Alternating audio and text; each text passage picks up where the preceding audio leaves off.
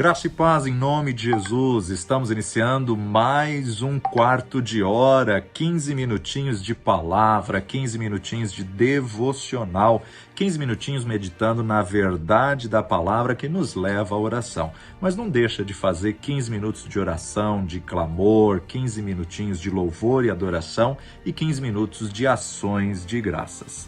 Oração é o assunto de Deus do qual o homem pode fazer parte. A oração é um serviço necessário de Deus que apenas o homem pode e deve realizar. Os homens que pertencem a Deus são obrigados a orar. Jesus nos falou sobre o dever de orar sempre e nunca desfalecer. Eles não são obrigados a ficar ricos, eles não são obrigados a ganhar dinheiro, eles não são obrigados a construir grandes templos, mas são obrigados a orar. Eles não são obrigados a alcançar muito sucesso nos negócios. Isso é acidental, ocasional, meramente nominal no que diz respeito à integridade ao céu e à lealdade a Deus. O êxito material e imaterial para Deus, na verdade, ele é imaterial, ele não pesa, né? Não junteis tesouro na terra, onde a traça, a ferrugem, tudo consomem. Os homens não são nem melhores e nem piores com essas coisas ou sem elas. Elas não são fonte de reputação e nem fundamentos de caráter na avaliação divina. Mas orar, realmente orar, é a fonte de rendimentos. É a base da reputação e o fundamento do caráter na avaliação de Deus. Os homens são obrigados a orar, assim como são obrigados a serem cristãos, serem servos do Senhor, não num sentido de obrigados, mas num sentido de comprometimento. Oração é lealdade a Deus. Não orar é rejeitar Cristo e abandonar os céus. Uma vida de oração é a única vida que o céu considera. Deus está muito interessado em que você ore. O ser humano ele é aperfeiçoado pela oração e o mundo melhora com a oração. Deus faz a sua melhor obra pelo mundo por meio da oração dos santos. A maior glória de Deus e o maior bem do homem são assegurados pela oração. A oração gera o mais santo dos homens e faz o mundo mais religioso. As promessas de Deus são como corpos gigantes sem vida. Só servem para decadência e pó, a não ser que os homens se apropriem de vivificar tais promessas por meio de orações fervorosas que prevaleçam.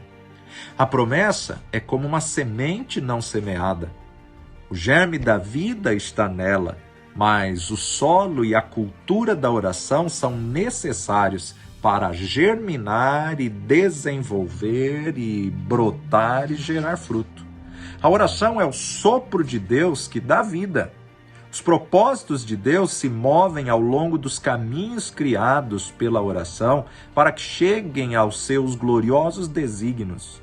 Os propósitos de Deus estão sempre se movendo em direção a fins elevados e bondosos, mas o movimento se dá ao longo do caminho marcado pela oração incessante. O sopro de oração no homem vem de Deus. Deus tem tudo a ver com a oração, bem como tem tudo a ver com quem ora. Para aquele que ora e enquanto ora, o momento é sagrado porque é o momento de Deus. A ocasião é sagrada porque é a ocasião da alma de achegar-se a Deus e de ocupar-se de Deus. Hora nenhuma é mais consagrada porque é a ocasião da mais poderosa aproximação da alma a Deus e da maior revelação de Deus. Os homens assemelham-se a Deus e são abençoados, já que a hora da oração é a que mais tem de Deus nela. A oração gera e mede a aproximação do homem para com Deus. Quem não sabe orar, não conhece a Deus. Quem nunca repousou os olhos em Deus do quarto de oração, nunca contemplou a presença de Deus. É no quarto de oração que vemos a Deus. O lugar da nossa habitação é o lugar secreto. Por isso o salmista declarou: aquele que habita no esconderijo do Altíssimo, no abrigo do Altíssimo, aquele que habita no lugar secreto, à sombra do Onipotente descansará. Há descanso para aquele que está habitando no esconderijo do Altíssimo, habitando no seu lugar secreto, habitando no seu lugar de oração. Aquele que nunca teve o intelecto alargado, fortalecido e esclarecido e elevado pela oração, nunca estudou a palavra de Deus. O Deus Todo-Poderoso ordena uma vida, uma prática, um hábito de oração, e Deus espera pela oração para ordenar os seus caminhos, direções, estratégias, discernimento. Deus se deleita na oração dos santos. Para Deus, a oração é o que o incenso era para o templo judaico. Ela impregna tudo, ela perfuma tudo, ela adoça tudo. As possibilidades da oração cobrem todo o propósito de Deus por meio de Cristo. Deus condiciona todos os dons em todas as dispensações para seu Filho em oração. Pede-me, diz Deus Pai ao Filho, ao passo que o Filho segue em direção à terra na estupenda iniciativa para salvar o mundo, pedir o mundo todo. Mas a promessa, a palavra de Deus, pede-me e te darei as nações como herança e os confins da terra por tua possessão. Isso foi o que o salmista registrou no Salmo capítulo 2, versículo 8. Pede-me e eu te darei as nações por herança e os confins da terra por tua possessão, como tua propriedade. O filho pediu, por isso que ele veio ao mundo. Suspensos pela oração estavam todos os meios, resultados e êxito desse movimento inigualável e divino para a salvação do homem. Amplo e profundo, misterioso e maravilhoso era tal plano. A resposta à oração é assegurada não apenas pelas promessas de Deus, mas pelo relacionamento de Deus conosco como Pai. Por isso que em Mateus 6,6 Jesus disse: mas quando você for orar, vai para o teu quarto, fecha a porta do teu quarto e ora a teu Pai que está em secreto. Então seu Pai que está em secreto, que te vê em secreto, te recompensará. Mais uma vez, nós vemos em Mateus 7, versículo 11, as seguintes palavras: se vocês, apesar de serem maus, sabem dar boas coisas aos vossos filhos, quanto mais vosso Pai Celestial, vosso Pai que está nos céus, dará coisas boas àqueles que lhe o pedirem. Deus nos encoraja a orar não apenas por causa da certeza da resposta, mas por causa da liberalidade da promessa e da generosidade como doador. Que magnífica promessa é essa? Mateus capítulo 21, versículo 22, encontramos essa magnífica promessa, 21, 22. E tudo quanto pedirdes na oração, crendo, o recebereis. Quando acrescentamos ao e tudo, a promessa que cobre todas as coisas sem determinação, exceção ou limitação, ou seja, qualquer coisa, isso expande e faz que a promessa se torne precisa e específica. O desafio de Deus para nós é: clama a mim e responder-te-ei, e direi a vocês coisas grandes e insondáveis que você não conhece. Jeremias 33:3. Isso inclui, assim como a resposta à oração de Salomão, àquilo que foi especificamente pedido em oração, mas engloba muito mais de grande valor e grande necessidade. O Deus Todo-Poderoso parece temer que hesitemos em pedir coisas grandes, apreensivos de que possamos extenuar a sua capacidade. Ele declara ser capaz de fazer infinitamente mais do que tudo que pedimos ou pensamos. Paulo registra isso em Efésios 3:20. Deus quase nos paralisa ao nos dar uma carta branca. Isaías 45:11 vai nos dizer a respeito das coisas vindouras: você me pergunta sobre meus filhos ou me dá ordem sobre o trabalho de minhas mãos? Ele nos desafia, ordena e insiste que oremos. Ele vai além da promessa e diz: olhem para o meu filho, eu o entreguei a vocês. Aquele que não poupou seu próprio filho, mas entregou por todos nós, como não nos dará também com ele todas as coisas? Romanos 8:32. Deus nos deu todas as coisas em seu Filho. Que dádiva maravilhosa, seu Filho. A oração é tão ilimitada como é o seu próprio abençoado Filho. Não há nada na terra e nem no céu, no tempo ou na eternidade, que o Filho de Deus não tenha garantido para nós por meio da oração. Por meio da oração, Deus nos conhece e Deus nos concede a vasta e incomparável herança que nos pertence por causa do Filho. E o Pai ainda nos desafia, diante Hebreus 4:16, aproximemo-nos do trono da graça com toda a confiança.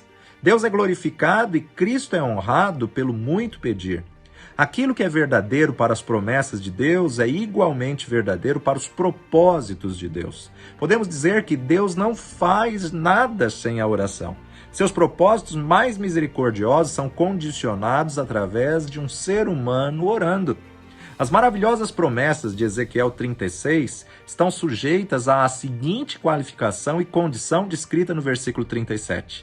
Assim diz o soberano, o Senhor: uma vez mais cederei à súplica da nação de Israel e farei isto por ela. No Salmo 2, os propósitos de Deus para o Cristo entronizado são decretados pela oração, como já citado. Esse decreto que promete a ele, não aos cristãos como herança, repousa na oração para o seu cumprimento. Pede-me. Vemos de que forma triste tal decreto falhou em sua operação, não por causa da fraqueza do propósito de Deus, mas por causa da fraqueza da oração do homem. É preciso o decreto poderoso de Deus e a oração poderosa do homem para trazer esses gloriosos resultados. No Salmo 72, percebemos a potência da oração como a força que Deus move na conquista de Cristo. Que se ore continuamente, como nos diz o versículo 15. Nessa declaração, as ações de Cristo são postas nas mãos da oração. Quando Cristo, com o coração triste e compadecido, olhou para os campos maduros da humanidade e viu a grande necessidade de trabalhadores, seu propósito era que houvesse mais trabalhadores, por isso os desafiou. Peçam, pois, ao Senhor da seara que envie trabalhadores para a sua colheita. Mateus 9:38. Em Efésios 3, Paulo lembra os cristãos dos propósitos eternos de Deus e de como dobrava os joelhos diante de Deus para que esse propósito eterno pudesse ser estabelecido e também para que eles fossem cheios de toda a plenitude de Deus, nos diz no versículo 19. Vemos em Jó como Deus condiciona os seus propósitos para os 3 amigos de Jó, a oração de Jó. E os propósitos de Deus em relação a Jó se cumpriram pelos mesmos meios. Na primeira parte de Apocalipse 8, a relação e a necessidade das orações dos santos em favor dos planos e realizações de Deus para a execução, a salvação dos homens, são declaradas como simbologia rica e expressividade em que os anjos precisam entrar em ação com respeito à oração dos santos. A oração concede eficácia e utilidade às promessas. O progresso poderoso dos propósitos de Deus repousa sobre a oração. Os representantes da igreja no céu e de toda a criação perante o trono de Deus tinham taças de ouro cheias de incenso, que são as orações dos santos, como está registrado em Apocalipse 5:8. Dissemos antes e repetimos que a oração não se baseia simplesmente em uma promessa, mas em um relacionamento. O penitente pecador que retorna ora sobre essa promessa. O Filho de Deus ora sobre relacionamento de filho. O que o Pai possui pertence ao Filho para uso presente e futuro. O Filho pede e o Pai dá. O relacionamento é pedir e responder, é dar e receber. O Filho é dependente do Pai. deve olhar para o Pai e deve pedir, na verdade, ao Pai e deve receber do Pai. Deus está atento à oração daquele que clama. Pai de amor e Deus bendito, graças te damos porque tu ouves as orações do teu povo.